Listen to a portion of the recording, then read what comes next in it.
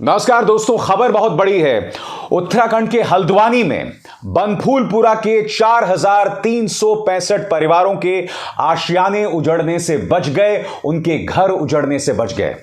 Supreme court ने आदेश जारी किया है जिसमें उन्होंने हाईकोर्ट के उस आदेश को पलट दिया है जिसके अंतर्गत इसी महीने की 10 तारीख यानी कि 10 जनवरी को वहां पर बुलडोजर चलाए जाने वाले थे और वो परिवार जो राज्य या रेलवे की जमीन पर पिछले 50 सालों से रह रहे थे, उन्हें वहां से हटाए जाने का प्लान था।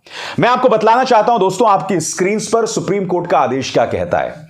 सुप्रीम कोर्ट का आदेश यह कहता है कि सबसे पहले वहां जो लोग बसे हुए हैं उनका पुनर्वास किया जाए, उन्हें रिहैबिलिटेट किया जाए, क्योंकि इस सर्दी के मौसम में 10 तारीख को आप अचानक उन लोगों को जमीन पर नहीं फेंक सकते जो पिछले 50 सालों से यहां रह रहे हैं।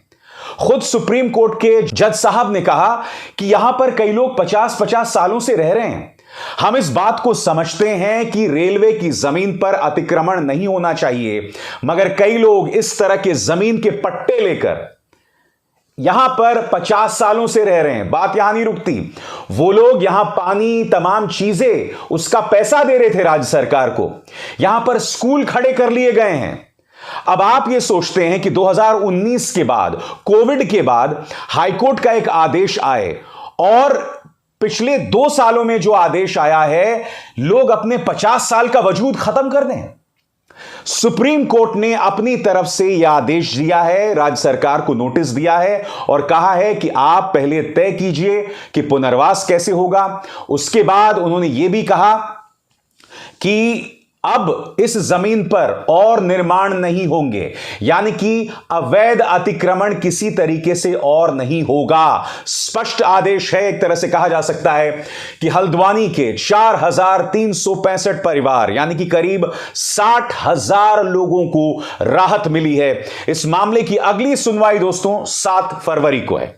मगर जाहिर सी बात है कि अब उत्तराखंड की भारतीय जनता पार्टी सरकार के सामने चुनौती है कि वो पहले लोगों को रिहैबिलिटेट करें, उनका पुनर्वास करें और उसके बाद ही उन्हें हटाया जा सकता है।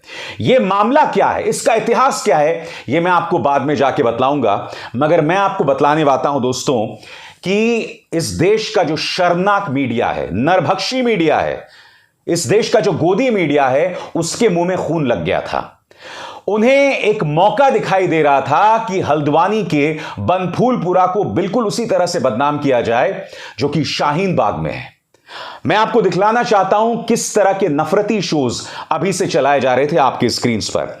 सबसे पहले आपके स्क्रीन पर पत्रकार जिस पर पुलिस केस है दंगा भड़काने को लेकर, वो किस तरह के कार्यक्रम कर रहा था।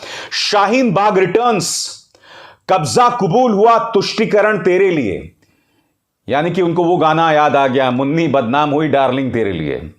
उसको पलटकर इन्होंने क्या शो बनाया है, कब्जा कबूल हुआ, तुष्टीकरण तेरे लिए।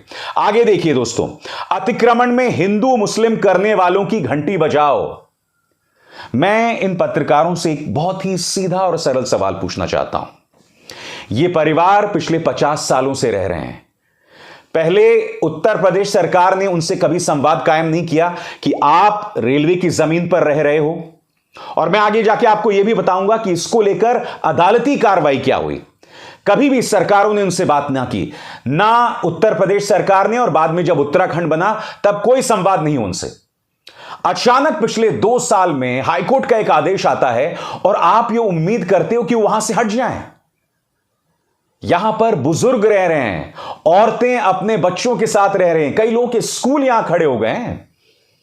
मैं इस बात को मानने को तैयार हूं कि अतिक्रमण हुआ है, मगर यह पिछले 60 सालों से हुआ है, 50 सालों से हुआ है।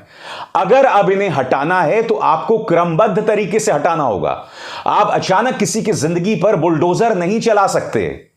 वो बच्चे कहां जाएंगे, वो बुजुर्ग कहां जाएंगे, वो औरतें कहां जाएंगी। बहरहाल, और शर्मनाक कार्यक्रम, उत्तराखंड के शाहीन बाग का सच। मैंने आपको बताया ना दोस्तों, इनके मुंह में खून लग गया है। अब इन्हें यहां पर शाहीन बाग दिखाई दे रहा है, यानी कि हल्द्वानी के बनफूलपुरा के लोगों को बिल्कुल उसी तरह से बदनाम किया जाएगा जिस तरह से शाहीन बाग पर निशाना साधा गया था। आगे देखिए, हल्द्वानी में नया शाहीन बाग। याद कीजिए इन लोगों ने शाहीन बाग में क्या किया था दोस्तों। दो एंकर्स जो दो अलग अलग चैनल्स थे वो शाहीन बाग पहुंच गए थे, उन्हें भड़का रहे थे, उन्हें उकसा रहे थे।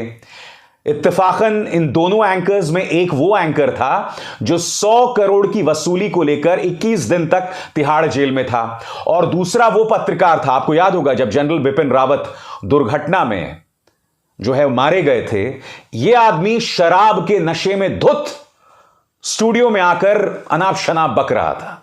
ये वो दो पत्रकार थे दोस्तों जो उस वक्त शाहीन बाग को बदनाम करने के लिए आए थे। याद कीजिए, माननीय अनुराग ठाकुर देश के गद्दारों को गोली मारो जैसे नारे लगा रहे थे, और नतीजा क्या हुआ था याद है कि नहीं आपको? शाहीन बाग में दो युवा आ गए थे और उन्होंने गोलीबारी शुरू कर दी थी।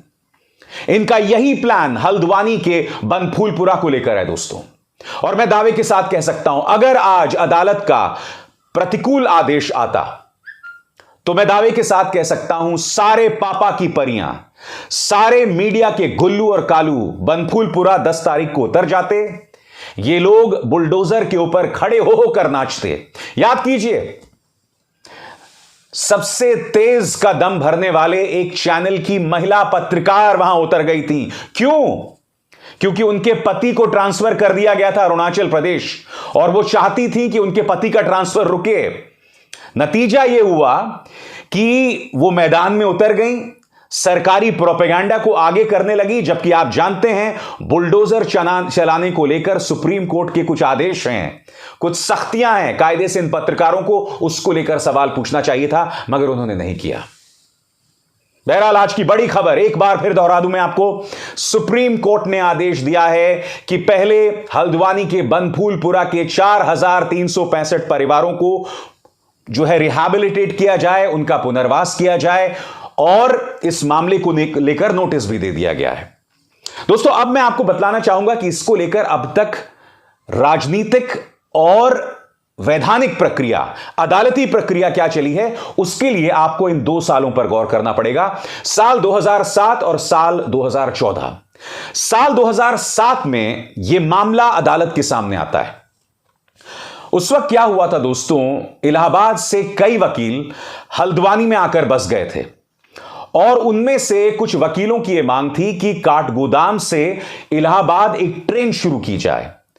मगर जब यह मामला अदालत के सामने गया तो रेलवेज ने कहा कि देखिए हमारे पास जमीन नहीं है, हम कैसे ट्रेन बनाएं। तब यह मामला सामने आया कि 29 एकड़ की जमीन पर अतिक्रमण किया गया है। उस वक्त जो मेयर थी या उस वक्त जो डीएम थी, उन्होंने कह दिया कि भाई 29 एकड़ में से हमने 19 एकड़ को खाली करवा दिया गया है। मामला उसी वक्त रफा दफा हो गया, आगे नहीं बढ़ा। अब गौर कीजिए, इस तारीख पर 2014 रवि शंकर जोशी नाम के एक याचिकाकर्ता वो अदालत पहुंचते हैं। अदालत पहुंचते हैं एक गुहार लेकर। वो कहते हैं कि हल्द्वानी में गोला नदी पर जो एक पुल बना हुआ था वो टूट गया। क्यों टूटा? क्योंकि उसी पुल के आसपास कई लोग बसे हुए थे, गरीब लोग बसे हुए थे, और वहां पर वो खुदाई कर रहे थे। खुदाई करने के चलते क्या हुआ कि पुल जो है वो कमजोर पड़ गए और वो गिर गया। अब इसके बाद मामला जो है अदालतों में फंसा रहा। अदालतों में फंसते रहने के बाद फिर आखिरकार अदालत ने फैसला सुनाया।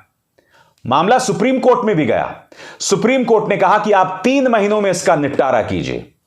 उन 3 महीनों में जो लोग हटाए जा रहे थे उनका कोई वकील नहीं पहुंचा अदालत में, मैं उसकी भी चर्चा करूंगा।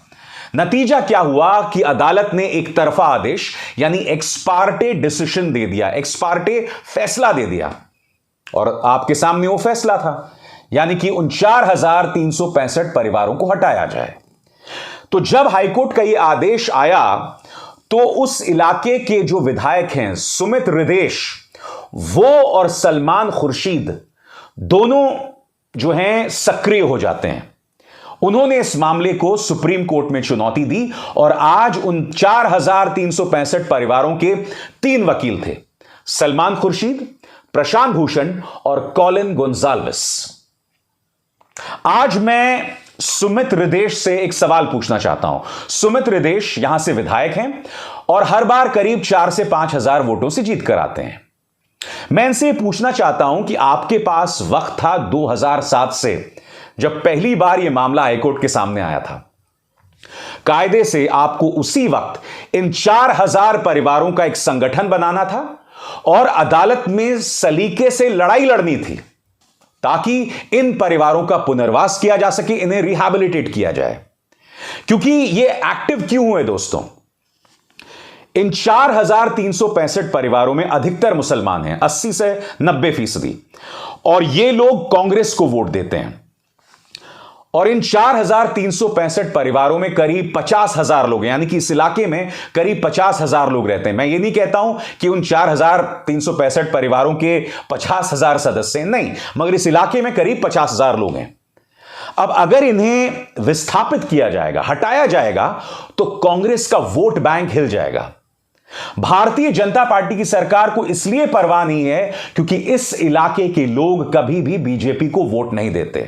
अब कल्पना कीजिए, अगर ये 4365 परिवार भारतीय जनता पार्टी को वोट दे रहे होते तो क्या राज्य सरकार इस मुस्तैदी के साथ उन्हें हटा रही होती? नहीं हटा रही होती है ना।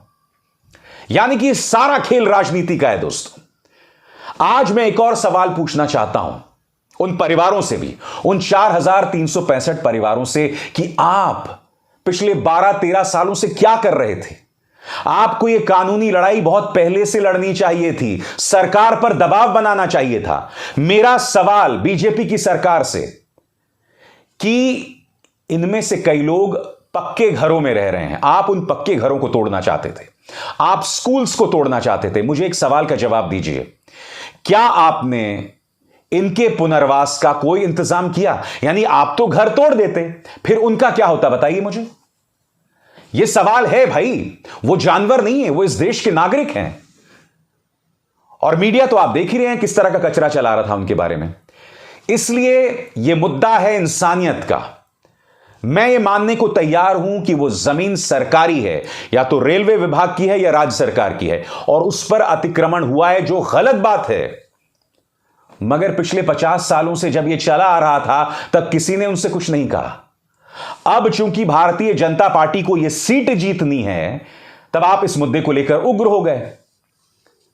क्या अदालत के अंदर, उत्तराखंड की उस हल्द्वानी की उस अदालत के अंदर, क्या बीजेपी सरकार ने अपना पक्ष रखा, उनसे कहा कि भाई इन्हें नहीं हटाया जा सकता है, इनके पुनर्वास को लेकर हम कुछ दिन आपसे वक्त चाहते हैं और बाद में इन्हें हटा दीजिएगा? इसलिए बहुत जरूरी हो जाता है कि 4365 परिवारों को रिहैबिलिटेट किया जाए, पुनर्वास किया जाए, और उसके बाद इस जमीन पर विकास के कार्य हों। कोई इस बात से इनकार नहीं कर रहा है, कम से कम मैं इस बात से इनकार नहीं कर रहा हूं कि काठगोदाम से इलाहाबाद ट्रेन बननी चाहिए, जानी चाहिए, रेलवे मंत्रालय के विकास के कार्य होने चाहिए, मगर इंसानियत को रौंद के, औरतों बच्चों को रौंद के यह काम नहीं हो सकता। बहरहाल आज का फैसला एक बार फिर मैं आपको बता दूं कि सुप्रीम कोर्ट ने आदेश दिया है कि 4365 परिवारों को फिलहाल नहीं हटाया जाएगा, और उनके पुनर्वास को लेकर अब राज्य सरकार को पहल करनी पड़ेगी।